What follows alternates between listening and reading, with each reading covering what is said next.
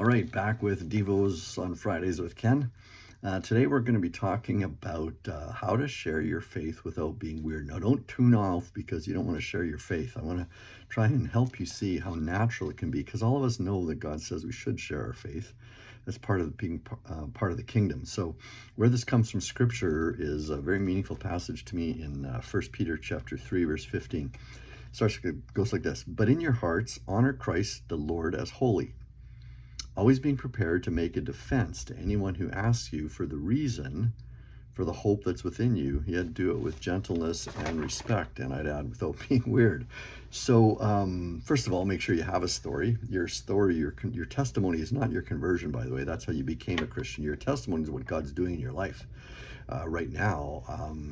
That actually has impact on people, especially if you're raw and honest. So I developed a little acrostic or whatever a few years ago because I remember things better that way. So if you think of it this way, I want you to remember BC, the cross, Jesus, the cross, and then AD. So BC cross AD. It's kind of how we tell time: before Christ and then AD, right? It's right now it's 2025 AD. So BC stands for, before I gave my life to Jesus Christ, or before I really got serious about my life. That's the B. This is what my life was like. So just talk about what your life was like. And also just keep in mind, let's suppose you got 5 minutes to share, then try to divide it all up.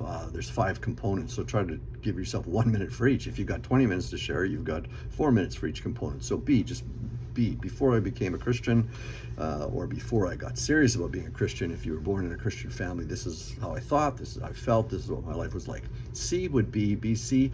C would be what was the conflict or the circumstance that caused you to decide to become a Christian, or caused you to become serious about it? What was the conflict? What was the crisis? There's all kinds of C words, but what was the crisis or that caused you? So for me, I'll just run it through. I'll actually run through my story at the end here. And the cross is how you actually became a Christian. Like, what did you do? Did you just pray? Did you go to the altar? I mean, what did you do? And the reason for that's really important is because you want to share your story in such a way that if someone wanted to become a Christian that night or 5 years from now and remembered you sharing your story, they're going to know how to actually do it. And we just assume people know how to do it. And there's different ways, and there's no right way. I'm just saying, in fact, that should come across in how you share what you did, that, this is what you did, but you just really got to go to God in any way because He is listening. And then A, well, what happened right after that? Like right after that, what's the effect of this? There's 2 A words there. You can pick whichever one you like, but what difference did it make right then? And then D, that's probably the difference. What difference does it make now? D, going forward, what difference does it make? So BC cross AD. So I'm going to give you my story in maybe 90 seconds or whatever. So before I became a Christian, I grew up in a Christian home, a religious home, really, a Christian home. And my life was pretty good till age 12. We moved cities, and things didn't go well there. Everyone wanted to beat me up, whatever. We moved in the middle of the year. I was 12 years old, and so I just decided, I kind of came to the conclusion that no one's there for me, so God's obviously not working, so I'm kind of on my own, and I lived my life that way. I hated my life. There was something rotting inside of me, and now I know it would be the absence of God, but there's a lot of things going on, whatever. And so, I ended up drinking a lot, fighting a lot, all kinds of stuff. There's crime. I didn't have a good teenage years, so that's my before. The crisis was I had 5 goals in life. I was 19 years old, and I was relatively successful in the world's eyes. I had a great job. I had the motorcycle, the truck, the whatever I wanted to do. I was relatively popular, good looking. Just kidding. I wasn't that good looking, but whatever. So I had all that going, but I had 5 goals in life, and I realized I could meet them in 5 years. And I always thought the last goal, to own my own business, would take a long time. Frankly, what happened was my boss, he used to give me a Christmas bonus at the end of the year because I ran the shop. We built boats, and it was a mechanic shop as well. And he gave me shares in the company instead of giving me a bonus. And I realized that, and he also wrote me into his will. And that actually, he wanted to bless me, but it scared me to death because what happens if I own my own business? Then I've reached all my 5 goals, and what's my life about? So that was the crisis. And I didn't become a Christian right then. I just drank more, and not very bright in those days. But Then how I became a Christian, it was 2 o'clock in the morning. I was alone. I was drunk. I mean, I was usually drunk, not really fall down drunk. I was just always that buzz kind of a thing. I drank I drank every day. And I was alone in the field, and I remember my arms were in a sling. I think I had lost a few fights, and I was a lot of pain, but that wasn't why. And but I saw a cross in this field that I was drinking in, and I'd seen that cross before, but that day all the fight was gone, and I just threw a beer bottle against the post, and I said, "Okay, God, take it."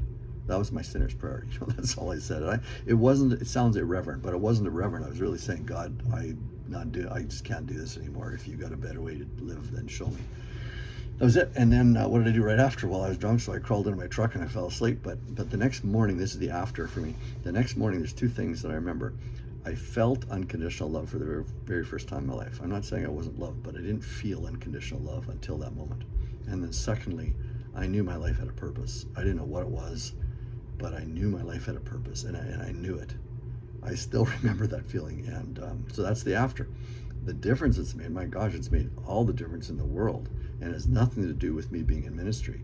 The biggest difference probably is dealing with the 24/7 guilt I felt, never being good enough, dealing with shame. I mean, I've made so many mistakes in my life, and dealing with shame, learning how to deal with that, and really realizing the depth of love that God has for me. And of course, He wants me to strive to be like Him, but that's not a condition of His love, nor of the meaning in my life or anything like that. I mean, it makes a difference in every area of my life, how I do my finances, my sexuality, raising my kids, our goals in life, everything.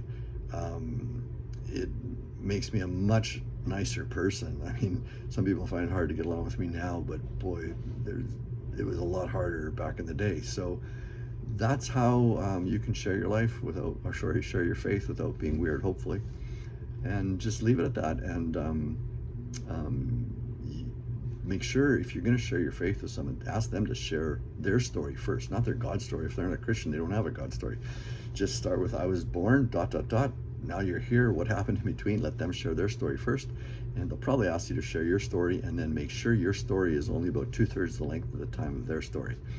And there you go. Hope it's helpful.